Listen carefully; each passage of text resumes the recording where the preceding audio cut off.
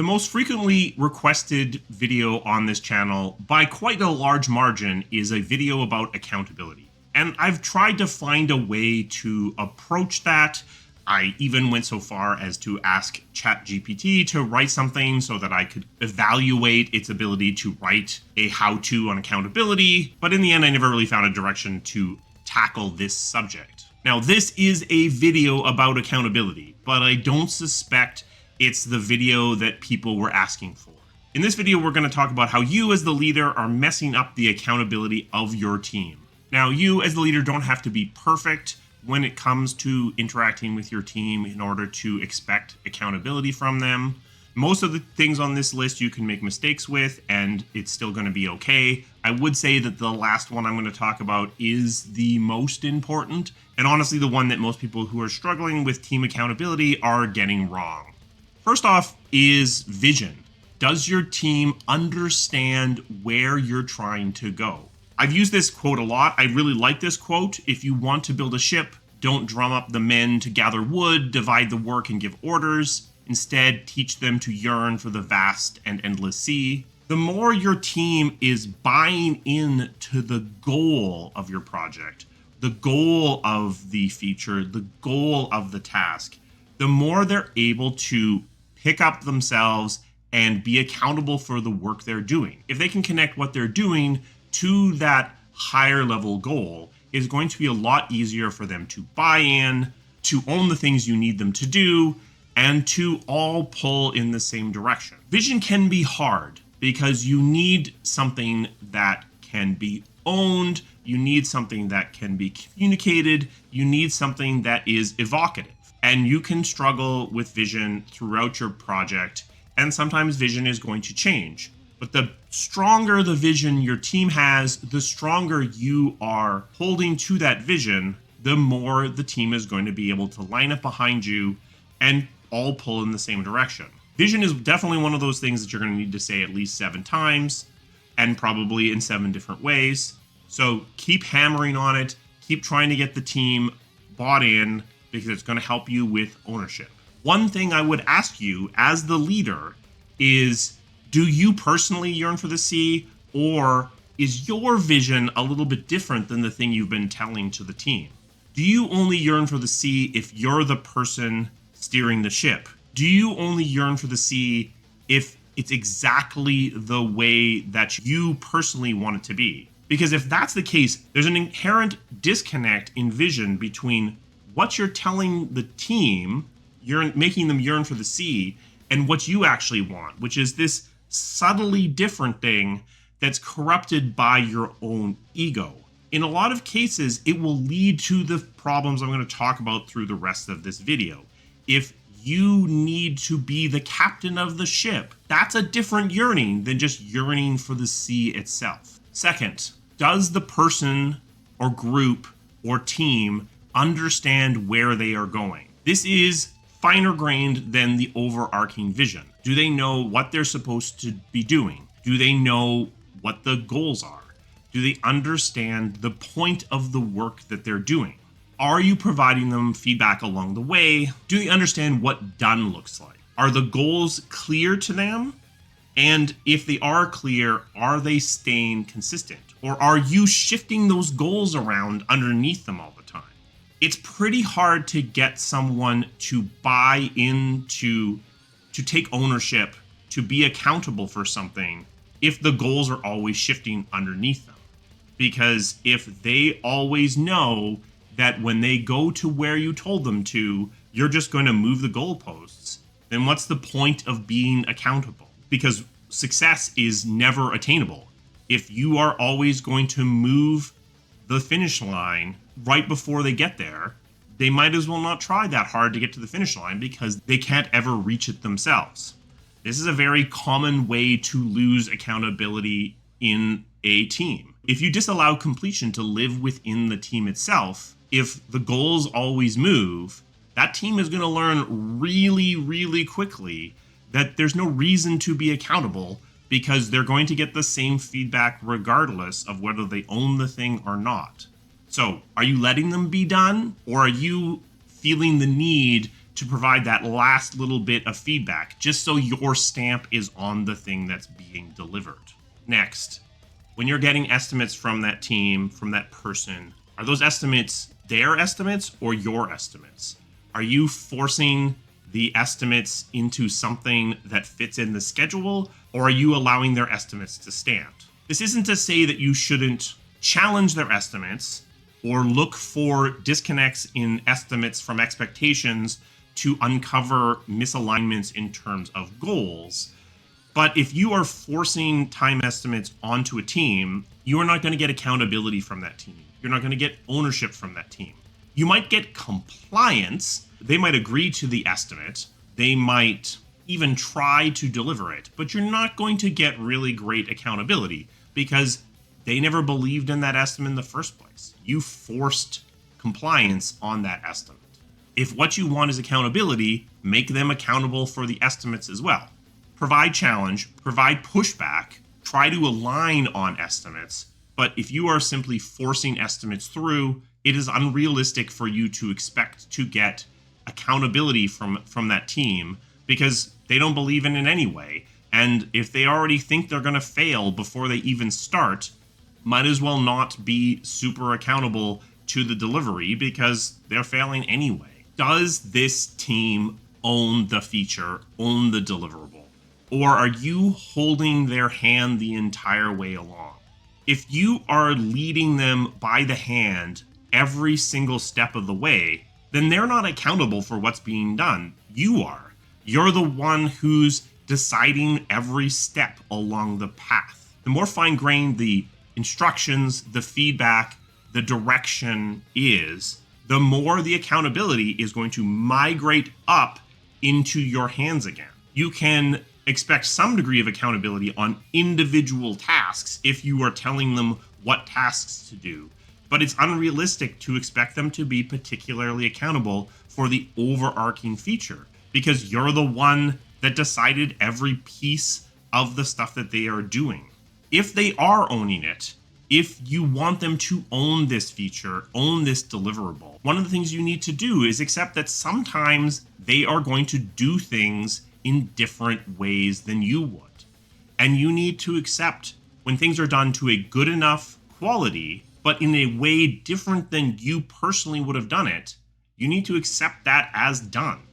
If you don't accept that, then what you're going to do is force that team back into requiring you to hold their hand through the entire process because they're not going to stick their neck out.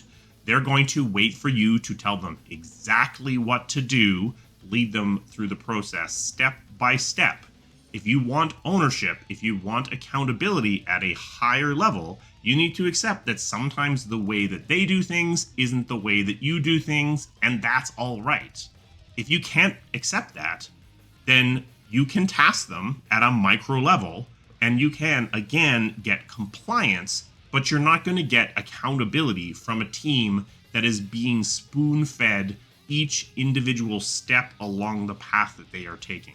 Do you feel the need to always provide one last piece of feedback, to provide one last change? Are you needing to put your stamp on everything that's delivered from the teams that you are leading? If you are, if you feel that need, you're not going to get accountability from those teams because why should they even try to be done? You're going to provide feedback anyway. You're going to change something anyway. So why wouldn't they just coast into the finish line and wait for your feedback to tell them how to be done? This isn't to say that you can't provide feedback. In fact, feedback is a necessity in the process. They need to understand when they are doing a good enough job. But sometimes, presumably, if they are competent developers, they are going to deliver things that are good enough. And in those cases, you should provide no feedback other than the congratulations of getting stuff done. If you can never do that, if you feel the need to always put your stamp on 100% of what a team is delivering, then that team is going to learn that they can't be done. So they are not going to try to get done. Again, it doesn't mean you can't tell them when things need to be better.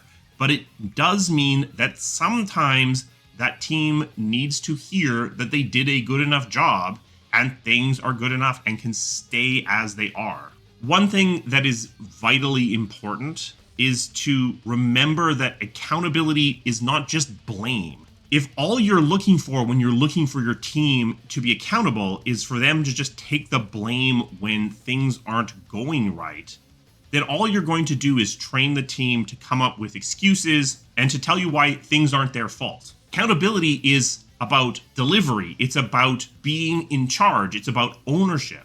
If all you're looking for is someone to hold the blame, all you're going to do is train a team that is very good at excusing what's happening, very good at coming up with reasons why it's not their fault. Which leads us finally into what I think is the most important thing on this list. If you want accountability from your team, you need to be accountable. In fact, you should be more accountable than you feel comfortable with, because the team is watching you. And if they feel like you are shifting blame, if you are explaining why whatever happened isn't your fault, if you are trying to find ways to avoid accountability, that's what they're learning from you. If you're not being accountable, why should they be accountable? What they're going to detect from your avoidance of accountability is that your attempts to make them accountable are part of that avoidance. That you are shifting things that you should be accountable onto them to avoid blame. And they're not going to help you pick that up. They're going to similarly try to avoid that accountability. A lot of leaders who complain about accountability on their teams are people who are falling into this trap. What they are looking to do is to avoid accountability for themselves. So they are looking to shift that accountability onto other people. But that's never going to work. One of the realities of leadership is that you are accountable for things that you don't have full control over. And you need to learn to be okay with that. You are responsible for what your team does, and you need to learn to live with that risk. If you respond to this risk by trying to shift that accountability down onto the team is going to see that you're doing that, and they're going to avoid accountability. They're going to follow your lead. If you're trying to avoid the blame for what the team is doing, the team is going to try to do the same thing. If you try to avoid this risk by micromanaging every single thing that your team does, first of all, that's impossible. It's not possible to provide that micro level of control. But additionally, it's also going to lead to a team that isn't going to take accountability because they're going to wait for you to spoon feed them things because that's what you're requiring of them.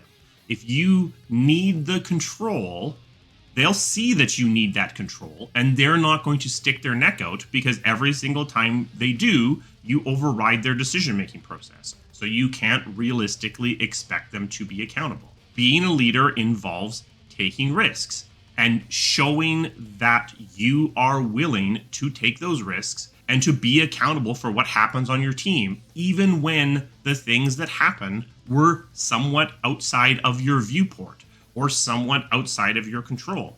That's the job.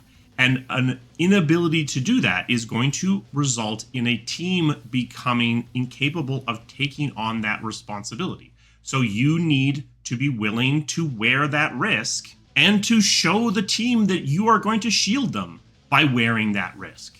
And if you're willing to do that, if you're willing to be accountable for things, if you're willing to take blame, if you're willing to shield the team in cases when you can, then they are going to pick up on that. And rather than avoiding accountability, they are going to try to follow your example.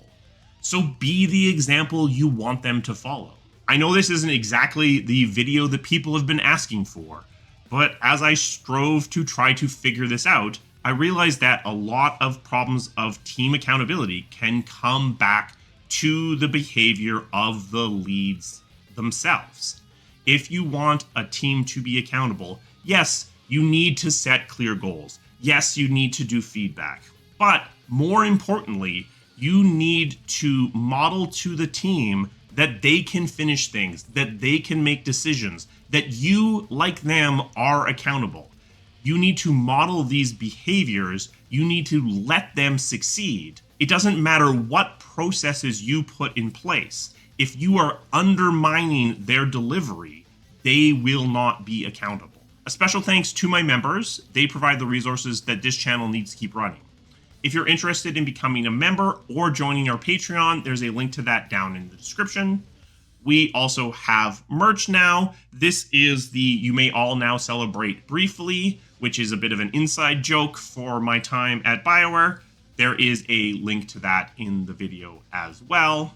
What are some of the ways that you have successfully gotten teams to take on accountability? I am a strong believer in very much modeling what you want and leading from the front. That's not to say I haven't made mistakes along the way, but that has been the way I've been most successful in getting team buy-in. What are some things that you have done that have worked out? Let me know that down in the comments as well. I will see you again soon. Thank you.